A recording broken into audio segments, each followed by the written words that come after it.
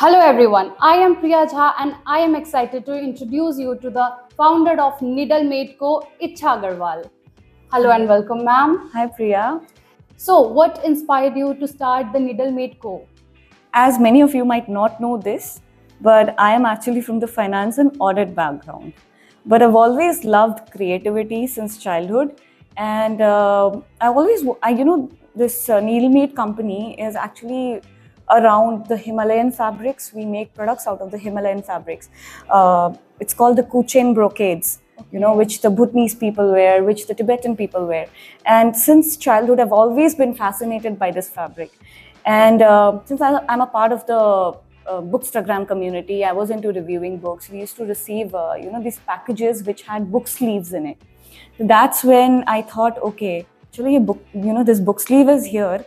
How do I make it into another book sleeve, which is made out of the Himalayan fabrics?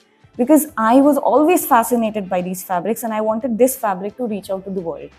And I went out to sample one of the book sleeves with this fabric. I went to this local vendor in my hometown and I sourced 2 to 3 meters of that fabric, and my first production was 8 pieces of book sleeves. So what I started doing is I found out the loopholes in the book sleeves that was delivered to me in the book subscription box. And I was like, if it's a book sleeve and it is not waterproof, how would the book be safe? Because if it's a sleeve, it needs to keep the book safe.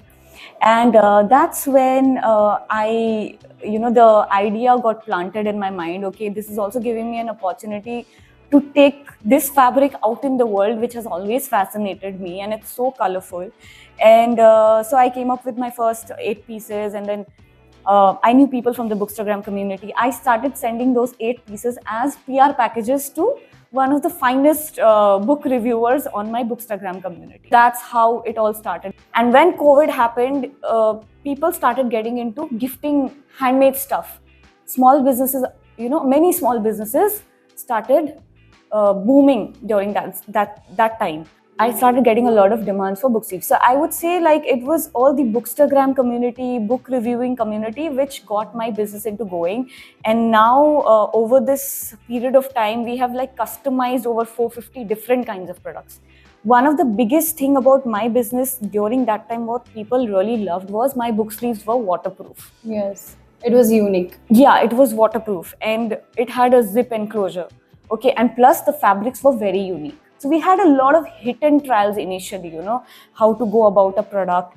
In the process, we understood, okay, there's a lot of scrap happening. And that kind of made me think, okay, if I'm talking being a zero waste product, because my package used to be totally zero waste. Okay, even the paper that we used to wrap the products was completely plant-based. It was manufactured with soya ink, Wow. Yeah, so the printing on the paper, the branding on the paper was all with soya ink, So that was very new because the packaging was very expensive, but then we really wanted to stick to whatever we were talking about, or our vision of being a sustainable brand and being a zero waste brand. Because I was working with the Zero Waste Himalaya team. We're working on Already, I was already working with them. We were already doing projects for Zero Waste Himalaya. So I was like, okay, if I am, as a brand, if I want to put myself out there in the market, I have to live up to what principles I follow in life, because that's when people will believe in your product and that's when people will buy your products, right? So that was there, and then we were like, okay, even if the packaging is costing us a little expensive and we can cut down on our profits, but we need to penetrate the market. If you know the concept of penetration marketing, wherein you keep less profits and then you want to first launch yourself in the market somehow. We started investing on the packaging, and then I used to keep dry flowers. So I think during by yourself. Yeah, so during COVID, that's what people started connecting to, because COVID was a very terrible time for all of us, right? And I think coming close together and also being away and alone. So that's when, how would I give a personal touch to my packaging, which would make people feel very homely and, personal. So yeah, so namely, we started doing a lot of book sleeves. We've done pet clothing. We got into home decor. So that's all how it started, and I think my customers had a big role to play in it. And so it just went on, and I don't know how it all, because I used to plan the photo shoots also on my own. You know, that taught me a lot of things, and the feedbacks from the clients. So I think they played actually a very big role. That was kind of group effort, right? Yeah, I would say like it's always not just you, but it's the user of your product, and how much personal touch you can add to a product is what, like, you know, makes your brand grow, because you're not thinking for the short term. No. मुझे उनको short term खुशी नहीं देनी है. I need to make sure that they come back to me again in future, you know, long term. So yeah, like I was talking about scraps. So scraps, I was like, how do I deal with these scraps? And people love freebies. Yes. People love free products, right? And I was like, okay, without spending an extra penny, how do I give them free products? So we started making bookmarks out of the scrap materials, scrap fabrics, okay? Then we started crocheting bookmarks with waste yarn. Wow. And I was feeding animals during COVID. So we used to have those, you know, plastic bags. I think that is one of the projects that I really take pride in, because we recycled over 100, you know, plastic bags, like big, the 20 kg bags, or the, जिसको बोरा बोलते हैं, जिसमें, you know, food, dog food is packed. So we used that, and we created home decor with our fabric. So that was one of my most appreciated project, and that we were. It is very creative. Actually. Yeah, so that we were able to, you know, ship it across the world. So because of my clients, I was able to, you know, send my products to Texas, US, and, you know, Africa, Germany. So that was one product which went everywhere, you know. So yeah, that is how it all went about. That is really inspiring and challenging also. Yeah, Ma'am, as you said that you're from Hills, so you have started your journey from small town Kurshong. Yeah. So what were the challenges? Like, tell us more challenges you faced during your journey. See, as a small business owner, being from a small town, Yes. okay, first thing that comes to you is competition. There's a threat of people copying you. Yes. That is the biggest threat in a small town, okay? Like, if you're making something, there will be another person in the same town immediately copy. Okay, she is doing very well. मुझे ये fabric यहाँ मिलता है. So let me do the same thing. I'll just give you an example of the dalle pickle that is very popular in the hills. You know that, right? So when the dalle pickle was launched initially during COVID, then I saw, like, you know, there were so many brands, and everybody in the hills, they started selling copying. They started selling dalle pickle, but they could have explored so many other things. So similarly, the same threat to me was this. So in the process, I understood, okay, this is one challenge which I am about to face or will happen for sure. And that's where, you know, your paperwork comes into play. So because of this, I got to understand the concept of, you know, copyright in real terms. You know, you have to get your name, brand copyright, and then you have to get it registered. You need to get your trade license. And the first thing that I did was this, you know, so that helped me. This particular challenge, which I thought, okay, this could be a possible threat, that came to my mind, and that helped me with the paperwork. Another thing, raw materials. Now, you know, we are in a very geographically disadvantageous location in the Northeast, you know. There's just one or two highway that connects the other part of India to the Northeast. If any flood happens, entire communication stops in the Northeast. Like, West Bengal is not Northeast, but again, it is connected. It's like the, you know, like we popularly say, it's the chicken neck area of connecting the Northeast. Yeah. So usually I would say, like, the North Bengal region is also geographically disadvantaged. Disadvantageously it is located, right? So importing a particular material, like, for example, even fabric. Okay, now I'm talking about fabric which is very popular in the Himalayan region. So you get it either in Nepal, you get it either in Bhutan, or China, or Tibet. So you got to import these, because you are selling authentic fabrics. You get copies in Surat. You know, you get similar copies of this particular fabric in India. But I wanted to keep it original, you know, maybe get it from the weavers themselves, or get what quality-wise it has to be original. So when we're importing these fabrics, now I'm a small business owner. I cannot buy 8,000 meters at once. And what these sellers have is like, you have this particular rule wherein you have to, procure 8,000 meters, wherein I'm just doing hit and trial as of now, whether this product will work in the market or not. Okay. And I would be sourcing just 2 to 3 meters of maybe 10 designs. That is the bare minimum investment that I can make. So finding the right vendor who can connect you, and maybe who can help you source the materials at a very less quantity. That was one of my biggest challenge.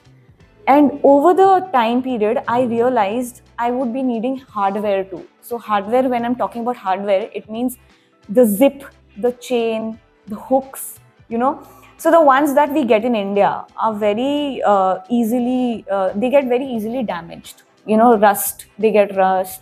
So the proper ones are available in China. China produces amazing hardware, okay? I mean, which does not, and of course, cost effective. Like, it's the truth that you get really, you pay a less price, but you still get a good quality.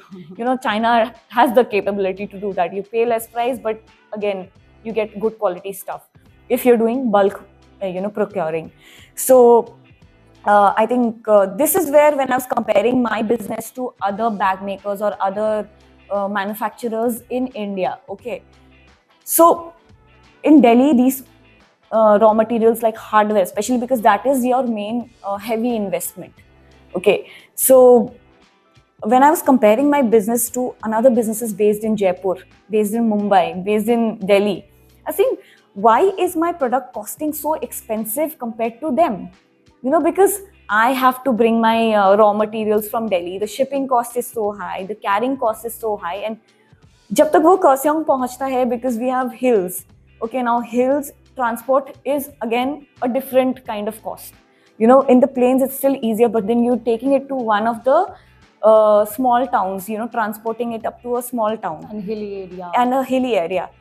So procuring raw materials and keeping your cost affordable, your product pricing affordable, that was again a biggest challenge where I was facing, because a same bag maybe in another fabric, brand based in Jaipur can sell it for maybe 1,000 rupees, but I cannot sell it for 1,000 rupees, giving a huge margin.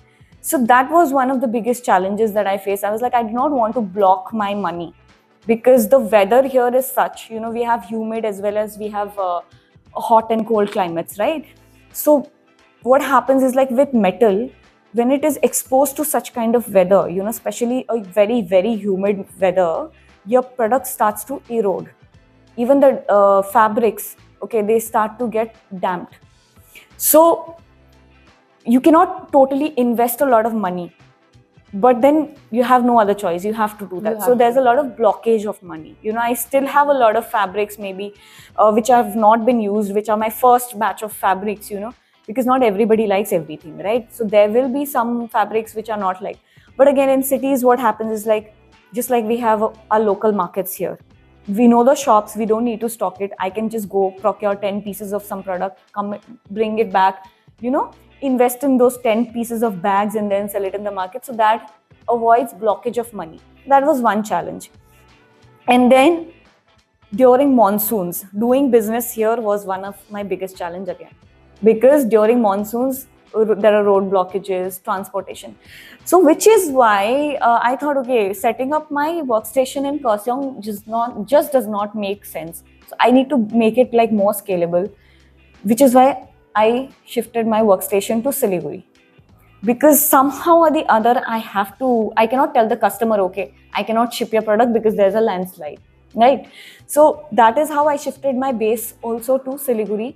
So now I think, for the basic, raw material stocking and all of that, it's kind of like eased out a lot of my cost. So yeah, these were the basic challenges. And again, being a person from finance, I knew the finance matters.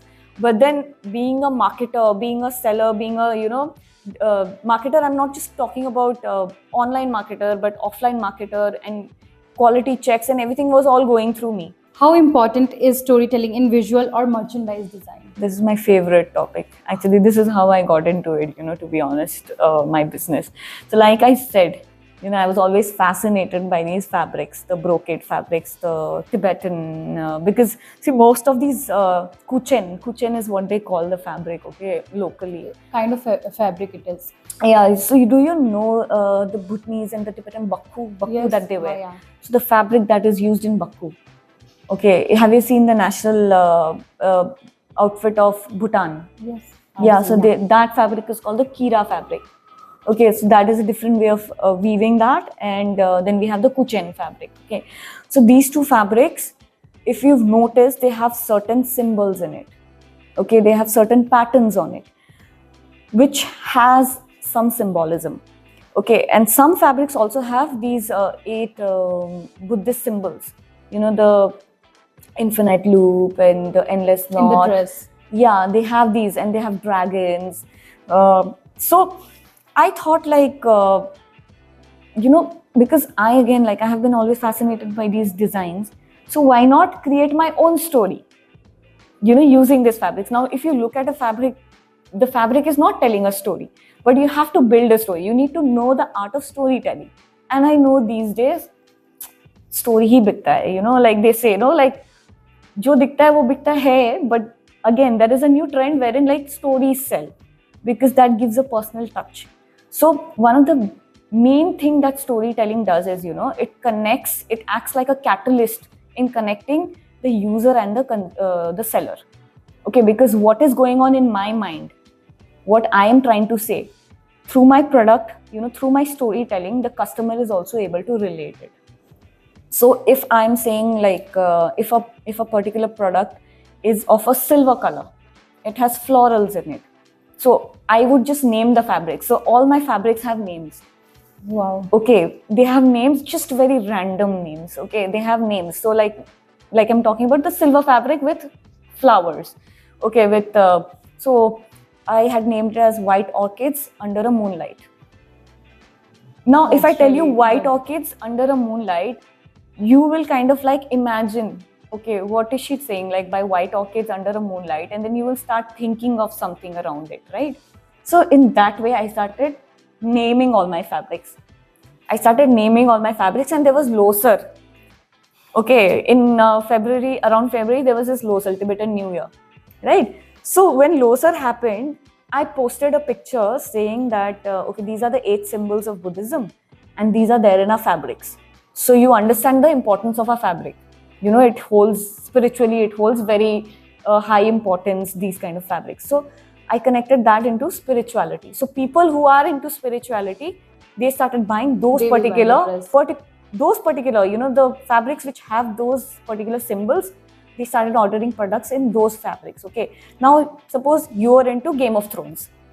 Okay, now how do I sell these Tibetan fabrics to people who are into Game of Thrones? Now Game of Thrones has like very dark colors, right? Now I'm selling very colorful fabrics, but these colorful fabrics have dragons on it.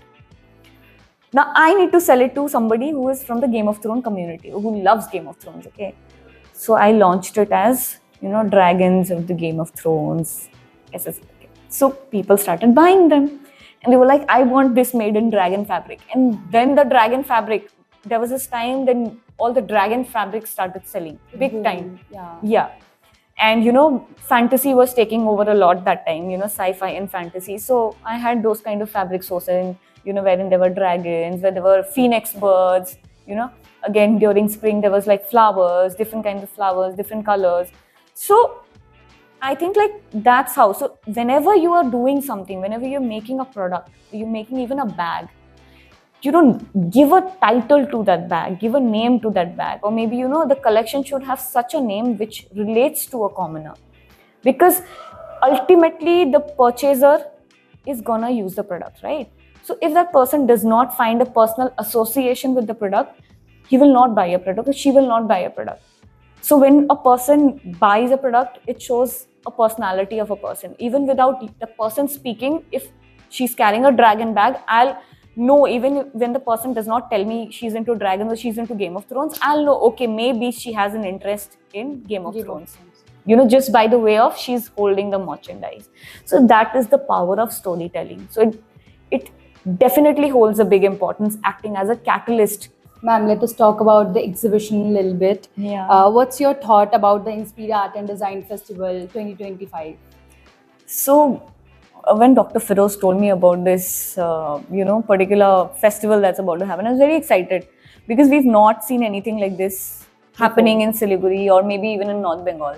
Because I've seen this in Delhi University, मैंने college में देखा है ये सब होते हुए. And when he told me about the concept that he's thinking for the students, I think it is a very big opportunity for students to organize something like this, in a place like Siliguri. To learn. Yeah, so you get to interact with people with coming from outside and showcasing your talent to people artists who are coming from outside is a big thing, is a very big opportunity. So I think it's a very interesting thing that only the design and media department are doing it, right? So yeah, for to organize a fest just related to one department, it's a very cool thing. So I think I'm very excited to see the outcomes on the 9th and 10th. Ma'am, any advice you would give to young artists or student participating here? One advice. Any advice? Okay. So I think over the workshops that I did with the students, I think the students need to be a little bit more participative. If you are more participative, then it helps you only express the kind of artistic thoughts you have. And when you have a perspective which you're putting in front of some, some artist who's coming from outside or some person who's taking a workshop, what happens is like when you share your perspective and they share their perspective with you, it helps you create another perspective. It gives you a different dimension in terms of art. That was wonderful talking to you. Thank you so much. I had fun sharing. too, Priya. Thank you so much, ma'am. Thank you so much for all sharing. the best for your festival. Thank you so much, ma'am. Looking forward to the exhibition on the 9th and 10th. We too, ma'am. Yeah. Thank you so much for sharing so many insights. Thank you.